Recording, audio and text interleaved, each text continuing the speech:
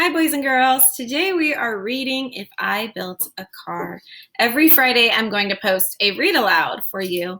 And these books have really great word choice that the authors use to describe things like different adjectives and verbs and rhymes and things that makes their writing really interesting.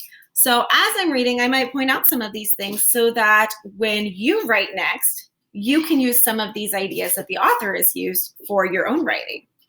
So today we're reading If I Built a Car by Chris Van Dusen. And Harrison is here to join us while we read our book. Jack from the back seat said to his dad, "This car is okay. This car is not bad. But it's just a car. Nothing great, nothing grand. It's nothing at all like the car I had planned." It's nothing at all like the car I planned. "I'll work through the night to create a design, constantly analyze, tweak, and refine. I'll study jet rockets and look at old planes, contemplate buses and zeppelins and trains, to make it as smooth and as sleek as an eel. I'll borrow ideas from the Wienermobile. So sit back, relax, stay right where you are. It's time to reveal my spectacular car." And you can see him designing and looking at different vehicles to try and create his perfect car. And we hear a lot of rhyming words already, things like design and refine and car. It makes it more interesting and more musical to read. Yeah. Whoa, it's a pretty good car. No. You'll see that I've added a lot of neat things. Flush fender skirts and retractable wings. 3 headlights up front and 4 taillights in back, plus 2 giant fins like our old Cadillac. My brand new design will be curvy and round, with special jet engines that don't make a sound. I'll paint it bright colors with accents of chrome, and top it all off with a plexiglass dome. I'll build a safe car, just as safe as I can, because safety is job number 1 in my plan. It may look like steel, but from afar you can't tell. But it's actually made of a polymer gel, a space-age concoction that I just invented. So in a collision, my car won't get dented. It simply absorbs what we happen to hit, and folks would be fine in the seats where they sit. Come with me now, and I'll show you inside. I've put in a couch. It's comfy and wide. Plus a fireplace, fish tank, and here's something cool. The floor can slide open, and look, there's a pool.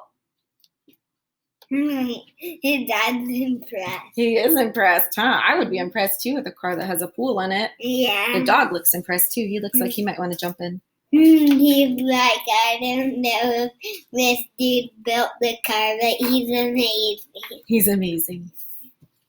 Now step right this way to the back of the car and note the red button marked Instant Snack Bar. Snack bar. Say you were hungry and you wanted a treat.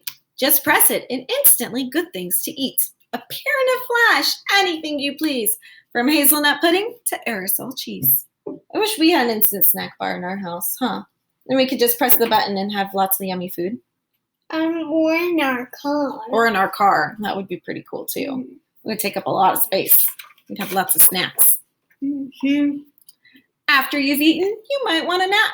And Robert the robot makes napping a snap. I've built him right into the back of the chair. He's out of the way. You won't even know that he's there. But when you get sleepy and rise from your seat, the chair spins around without missing a beat. Robert the robot will take the controls, and he's guaranteed not to hit any telephone poles. I see you're impressed with what's all inside. So start up the motor. Let's go for a ride. Impressed with the robot. I know. The robot can drive the car and he can nap. And look, he's even got a bed and a table and a lava lamp. It's pretty cool. Yeah. I would build a car the same as this. The same way. Yeah. A car that smells good? Now that's something new. But if I built a car, that's just what I'd do. Yeah. Inside the engine, I'll add a machine to capture the odor of burnt gasoline and change it to something more pleasing to noses, like blueberry muffins or freshly picked roses. Yeah. Yum. You love blueberry muffins, huh?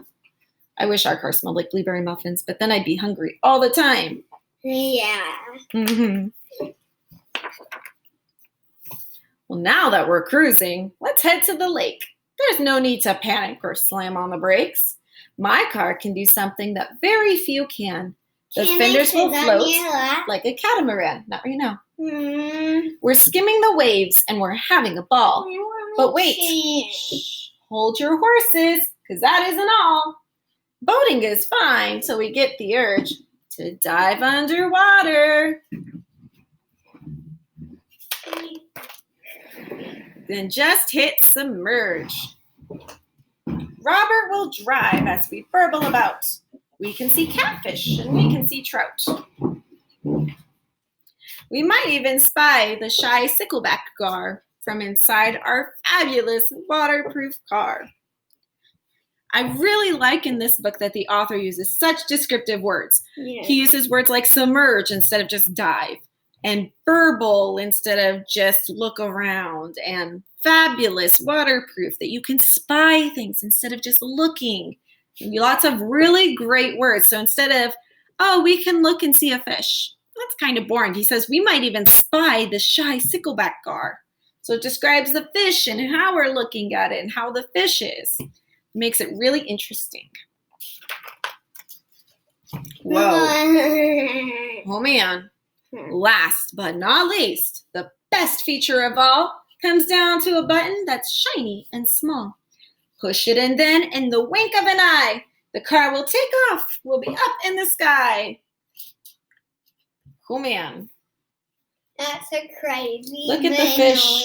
Can you see the fish jumping out of the water? Yeah. They're like, what's happening? What's happening to that submarine? Oh boy, we'll fly over land, we'll fly overseas to Alaska, Nebraska, Bermuda, Belize.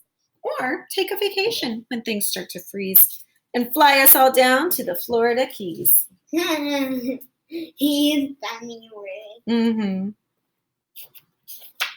But I saw flamingos. Yeah, if there were flamingos, huh? Yeah. My car will be cool. My car will be keen. My car will be one big, fantastic machine. The toast of the town, the cream of the crop, the belle of the ball, and the tip of the top. My car will be famous from here to Peru. Because if I built a car, that's just what I'd do. Yeah. The end. So all of this was in his imagination. That's a really great imagination, huh? Yeah. Yeah, and he came up with those designs and created that car in his brain. And look, you can see he drew out his design too. And he labeled everything like a scientist or an engineer. Yeah. That's really cool. Look. I see. Yep. See, it shows wing slant. It shows Robert's nose, rocket, hidden vent for fireplace smoke. That's very handy. Lots of details. So, boys and girls, now your job is, I want you to either draw me a picture in response to this on Seesaw, or I want you to write about if you could design a car, what would you put in your car? What would it look like? Maybe what color would it be? What kind of features would it have if you could design a car of your own? I'll see you next time. You want to do that? Yeah. Okay, we'll do that right now too.